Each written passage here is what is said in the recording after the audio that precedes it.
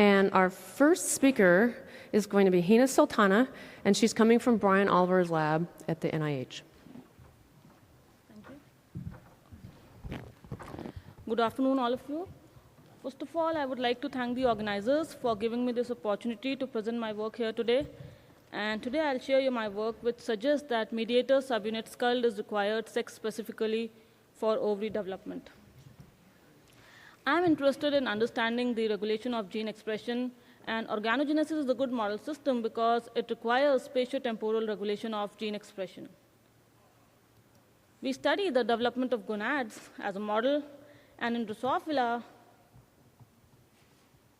sorry, the pointer is, okay, yeah. In Drosophila, the female gonad consists of a pair of ovaries, and the male gonad consists of a pair of testes. Each ovary consists of 15 to 20 ovarioles. Stand closer to this so they can hear you in the back. Okay. Okay, yeah, it's okay. Good. Each ovary consists of 15 to 20 ovarioles, and the ovaries are attached to the oviducts. The testes are long and coiled and attached to the ejaculatory ducts. And these are just the confocal images of the ovary and a pair of testes. So the aim of this project was to identify genes which are required for ovary development, and also to identify the genes which affect the germline non-autonomously. And when I say non-autonomously, I mean that if a gene is knocked down in the soma, whether or not it affects the germline. To answer these questions, we took two approaches. The first was a reverse genetic screen, and the second was the transcriptional profiling of the anterior ovariole. In the reverse genetic screen, we used the US GAL4 system to knock down genes. We knocked down 1,117 hairpin lines, which were randomly selected from the TRIP collection at Harvard, and we used the traffic jam GAL4 to knock down these genes in the somatic cells of the gonad.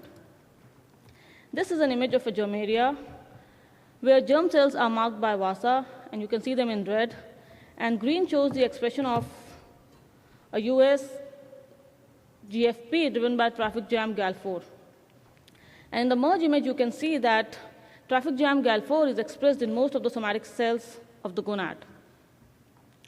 So in our screen, we tested 1,117 lines, out of which 169 were found to be female sterile. We selected some of these lines for further characterization. As a parallel approach to identify the genes that are required for ovary development early on, we performed a transcriptional profiling of the anterior ovariole by poly-A RNA-seq. And when I say anterior ovariole, I mean germaria and round pre-vitellogenic egg chambers. We performed 12 biological replicates for the anterior ovariole, and each replicate consisted of 30 to 50 dissected ovarioles. Because we were interested to identify the genes which were required for ovary development early on, we compared the expression profile of the anterior ovariole with that of the whole ovary. This is a scatter plot which shows differential expression between anterior ovariole and the whole ovary. The gene expression for the ovaries are on the x-axis, and for the anterior ovariole, it is on the y-axis. Purple dot shows the genes whose expression is enriched in the anterior ovariole, and green dot shows the genes whose expression is enriched in the whole ovary. So our data suggests that the expression of approximately 4,000 genes is enriched in the anterior ovariole compared to the whole ovary. Next, we selected 67 genes for further characterization based on one or both of these criteria. The gene should be either female sterile in the genetic screen, or it should be significantly enriched in the anterior ovariole, or both. This is a heat map which shows the expression of the selected 67 genes in 3 different tissues: anterior ovariole, ovary, and testes. And this is RNA-seq data which is scaled across the rows. Red shows higher expression, and blue shows lower expression. I would like to bring your attention to one of the genes, skuld, which is highly enriched in the anterior ovariole compared to the ovary and the testes.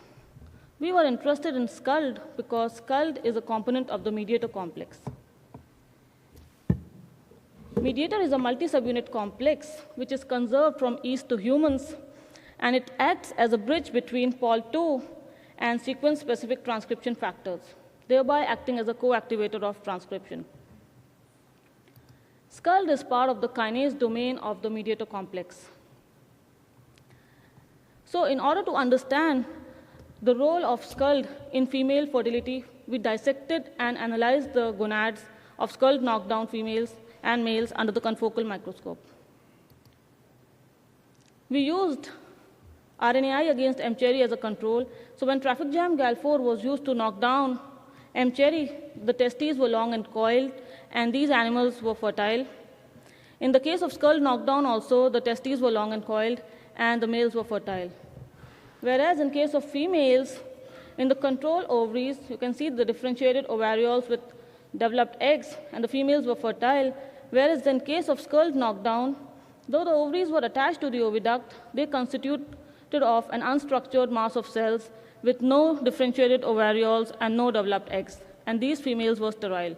So this data suggested to us that skuld is required in the traffic jam positive cells for ovary development. Because this phenotype was difficult to understand at the adult stages, we went back and looked at the larval stages. This is a cartoon of a third lathe in star ovary.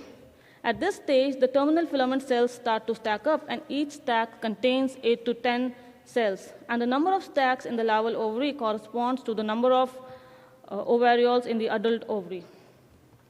The somatic cells are intermingled with the germ cells, and both the somatic cells and germ cells are present in a nice zone.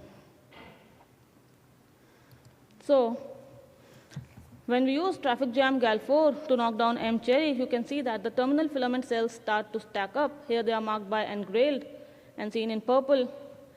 The traffic jam positive somatic cells, here shown in green and marked by traffic jam, are intermingled with the germ cells shown in red and marked by VASA. Both the somatic cells and the germs, the traffic jam positive somatic cells and the germ cells are present in a nice zone. Whereas in case of the skuld knockdown ovaries, you can see that there is some stacking of the terminal filament cells, but these stacks are considerably smaller compared to the control ovaries. The traffic jam positive cells in which skuld is knocked down, they are still present, suggesting that knockdown of skuld is not cell lethal in these cells. The important thing to note is that both the germ cells and the somatic cells are spread across the ovary as opposed to being present in a nice zone in the control ovary, suggesting that knockdown of skuld in the traffic jam positive somatic cells perturbs the organization of not only the somatic cells but also of the germ cells. So skuld is part of the kinase domain of the mediator complex. Along with skuld, KTO is also part of the kinase domain of the mediator complex. Skuld and KTO have been shown to function similarly in most of the tissues tested so far. So we wanted to know whether these two function similarly in gonad development also. To answer this question, we first looked at the expression of KTO in different tissues, and as you can see here, that KTO is also enriched in the anterior ovariole as compared to the ovary, but its expression is still comparable in the anterior ovariole, and it has a significant expression in the testes also.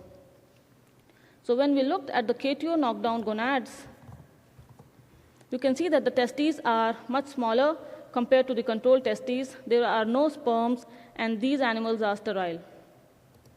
In the case of ovaries, the ovaries are attached to the oviducts, but they are an unstructured mass of cells. There are no differentiated ovarioles and no eggs, and these females are also sterile, suggesting that KTO is required in the traffic jam positive cells, both for male and female gonad development.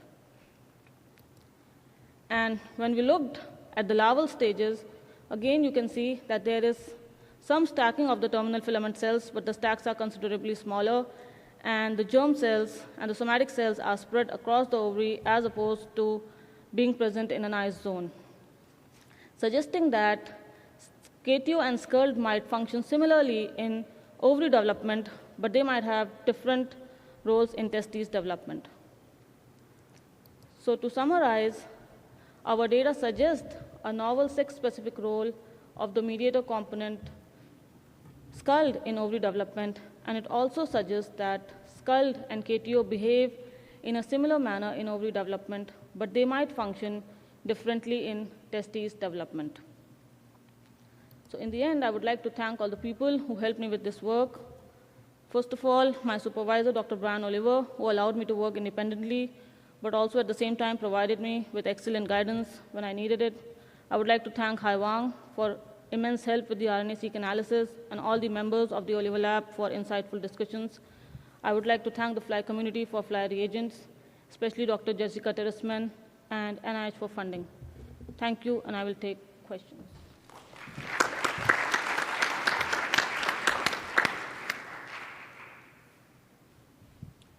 Hina, I have a question. So, of course, the sex-specific phenotype for skuld would also depend on having an efficient knockdown in both the male and the female. Do you have any idea of how efficient the knockdown is and whether there's any protein left in the male?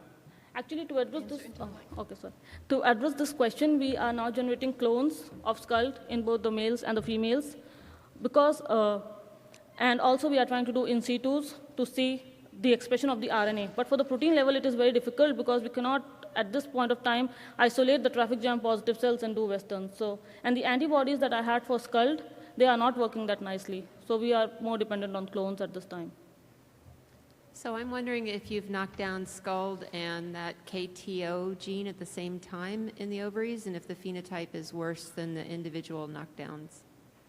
So together, you mean? No, we haven't done them together yet. You know, I have another question, and that is, when you're comparing the anterior ovary to the rest of the ovary, I was thinking about the fact that you get such an increase in gene expression due to oocyte maturation, that certain genes might actually be fairly constant in their expression level, but be basically diluted out by, in terms of the total RNA, by the increase in oocyte genes that are all the RNAs that are being expressed to be pumped into the oocyte. Did you have a way of trying to normalize that, rather than normalizing by total RNA, normalizing on a, some other basis to try to do that comparison?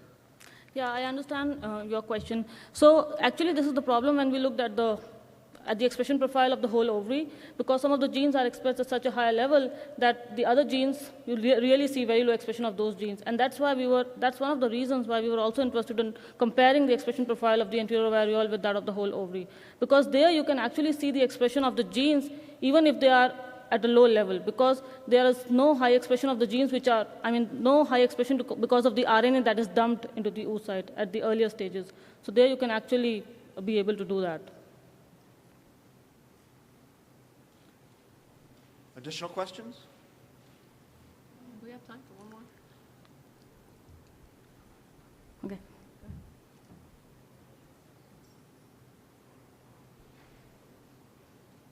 I was curious if you've quantified the germ cells and the somatic cells, because in the image it looked as though there were either more or they were spaced out. Actually, we are in the process of doing that. I haven't done that, but I'm doing that through MARIS, the cell counting, yeah. Thank you very much. Thank you.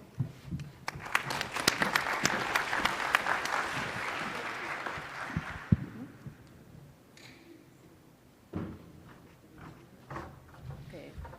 In order to keep ourselves on schedule with the rest of the session, because Hina was so good on time, we're just going to wait 1 minute just so people can shuffle between sessions. They want us to stay on the quarter hour. So everyone can just talk amongst yourselves for 60 seconds. You have a topic, discuss. Make sure you stand really close to the mic, because in the back and we can't hear very well. I have a question for the last speaker. Great, Rachel. So we were just Googling what the mediator complex was, because didn't remember what you said. And so what happens if you just, sorry, I don't have to crouch here. What happens if you just get rid of general transcription using TJ Gal4? So how specific is it to this complex as opposed to just down-regulating transcription?